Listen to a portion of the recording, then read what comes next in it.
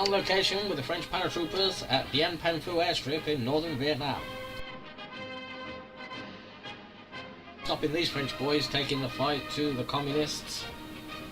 One last equipment to check, and then it's all preparation for the short 90-minute flight that will take them to the Dien Bien Phu garrison on the Laotian-Vietnamese border.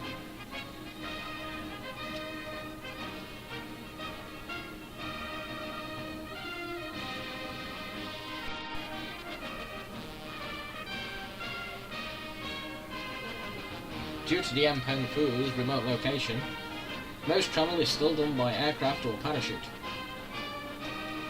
So it's one last check, red light, green light, and go, go, go. Since November and the beginning of Operation Castor, over 11,000 paratroopers and soldiers have been deployed at Dien Bien Phu airstrip. This includes infantry units, light tanks, and artillery pieces.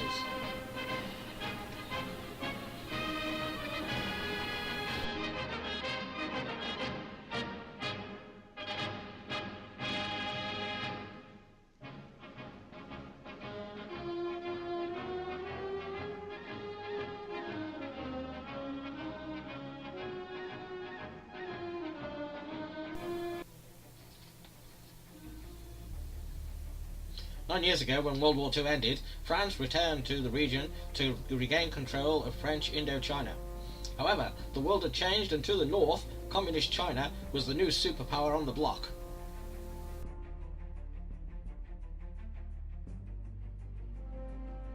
It became apparent that France would need to do something to regain control of Indochina. To take appropriate measures, they divided the area into three separate states: Cambodia and Laos, and most notably Vietnam. When France regained control over Vietnam, they had already been fighting a vicious war against the Japanese occupiers in World War II.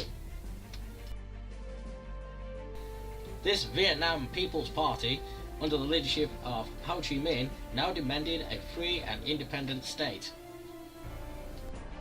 The Viet Minh have been fighting the French since 1946, all the way up till now. Controlling most of the country, the French have been limited to a few pieces of key ground in the south and a small enclave around Hanoi. Military successes have been very few and far between, forcing the French to enter negotiations for peace with the Viet Minh. However, with colonial pride at stake, the French demand a military victory which they can use as a bargaining chip at the peace table. Knowing that the Viet Minh had a desire to form a annexation of Laos and seizing the Laotian capital, the French have decided to put in a blocking force at Dien. And so the stage is set for what could be the decisive battle of French colonial rule in the rest of the world. The purpose of Dien Bien Phu is threefold. First, the blocking force. Secondly, it will also provide a patrol base within which to form patrols and take the fight back to the Viet Minh. Finally, it is hoped that the fortress at Dien Bien Phu will force the Viet Minh into a set-piece battle that will allow the French to use the technological and strategic advantage that a modern army possesses.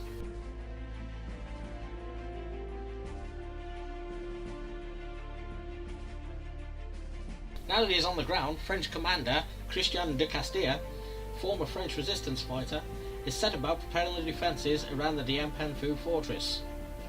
Every day, more and more men are arriving, numbering almost 11,000 on the ground. Providing supplies can be maintained, and the flow of forces arriving at the airstrip daily continues.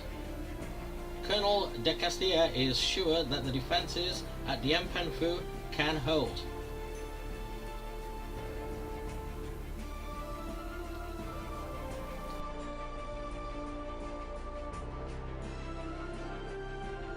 The French aren't the only forces making preparations for battle. In the north, General Diep, commander of the 312th and 316th Viet Minh brigades, is already marching towards the French. However, their modes of transportation are much less low-key and low-tech.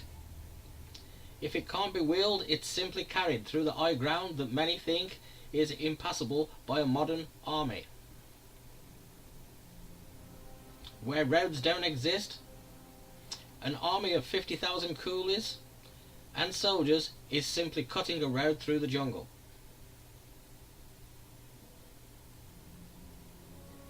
Artillery pieces are being disassembled and carried across mountains. The Viet Minh, who are experts at camouflage and concealment, are using this methodology to avoid the constant French air patrols.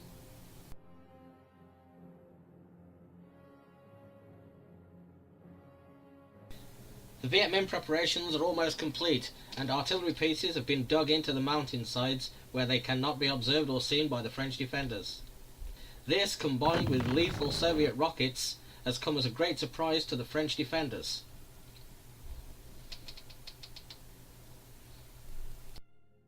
The French defences have been built on a series of hills known as the Hedgehog defensive system. The areas of Anne-Marie, Gabrielle and Francis are out of your control and not your responsibility. However, you are responsible for the defensive position known as the centre of resistance of Huguette, Isabelle to the south, and to the northeast, Beatrice, Dominique, Alain. In the centre of the position is position Claudine, which is your command post.